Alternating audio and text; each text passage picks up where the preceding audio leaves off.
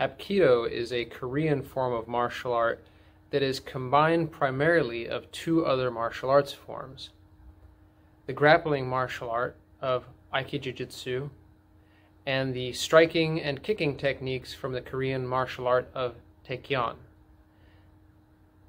The name Hapkido roughly translates to the way of combined energies, or the path of combined power. Though over time, many martial arts have and still do influence the curriculum of Hapkido, such as Taekyon, Tang Sudo, and Judo, it was first adapted from a style of Japanese Jiu-Jitsu called Deiryu Aikijujutsu. Deiryu Aikijujutsu is said to be one of the oldest, some even say the oldest, style of Jiu-Jitsu.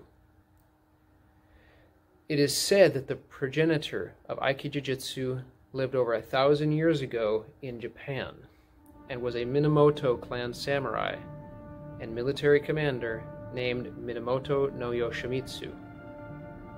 Legend has it that Yoshimitsu developed his martial art by studying and dissecting the corpses of slain men on the battlefield in order to better understand the vital targets of the human body, as well as to develop techniques for holds, striking, bone breaking, and joint locks.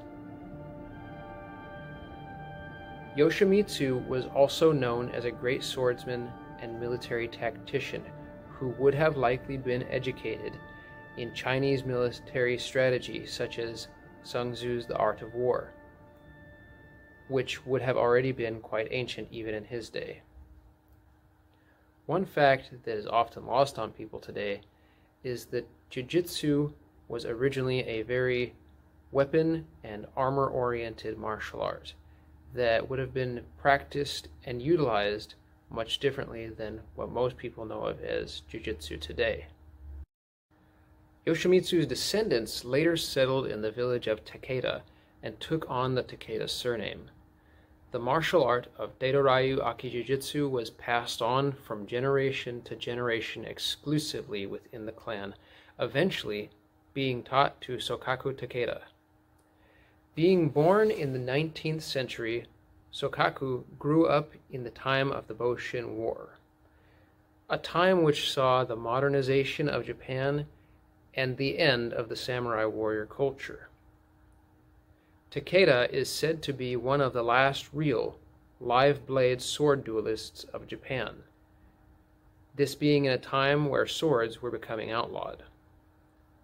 However, in the late 19th and early 20th century, there was also a movement to preserve some parts of traditional Japanese culture.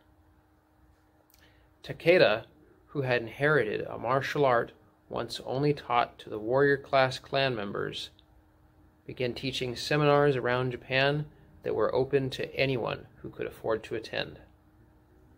A man who would eventually become one of Takeda Sensei's most famous students was a Korean named Choi Young-sul. As a child, Choi was taken to Japan during the Japanese occupation of Korea. Choi was adopted by Takeda and given the Japanese name Yoshida Taijutsu, and would study Aikijujutsu under Takeda for quite some time, only returning to Korea after Sokaku Takeda's death in 1943.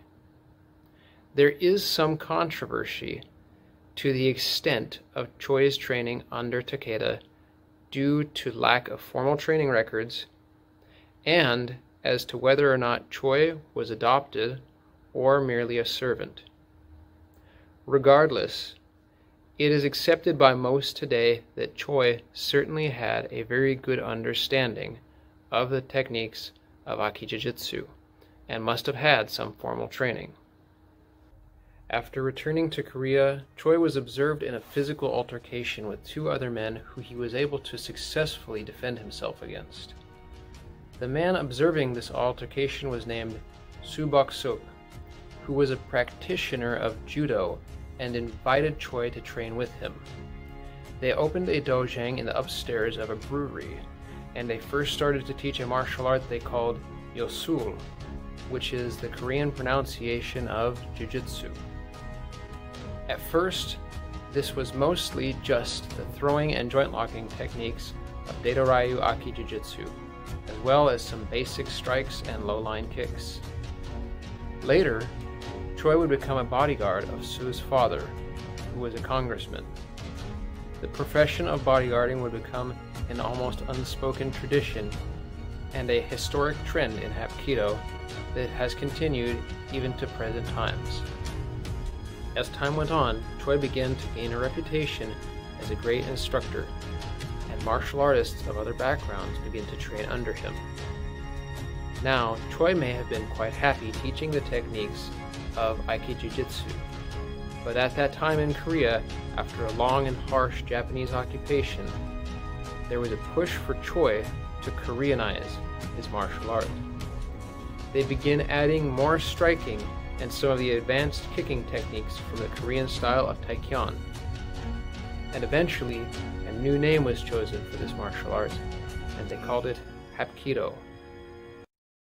In the years that followed, Korea would suffer much political unrest and economic instability, as the country took center stage in the century's great international battle between political ideologies. As is often the case, it was during these historically rough times that this new hybrid martial art that contained a combination of both striking and grappling techniques began to flourish. Hapkido was arguably in the right place at the right time. The students of Choi Young-sul would go on to establish many different styles of Hapkido and offshoots of Hapkido, such as Kuk Sul Wong and Hwarang Do, as well as other less-known lineages. Ji Han Jae was Choi's most famous and influential student, and perhaps the person the most responsible for the spread and popularity of Hapkido. Having already had an extensive martial arts background before training under Choi, Ji Han Jae is often credited as having added the many striking and advanced kicking techniques that are found in many styles of Hapkido today.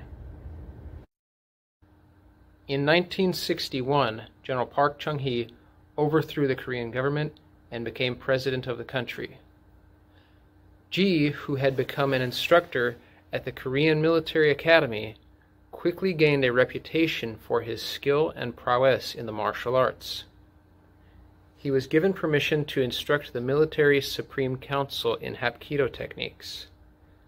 From there, he would go on to become the hand-to-hand instructor for the presidential bodyguards of the Blue House, the Korean equivalent of the White House.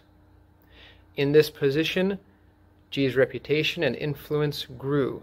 New opportunities came to him, including going on training missions abroad, such as instructing soldiers fighting in Vietnam, and even coming to the United States as part of an exchange program with President Nixon's security forces.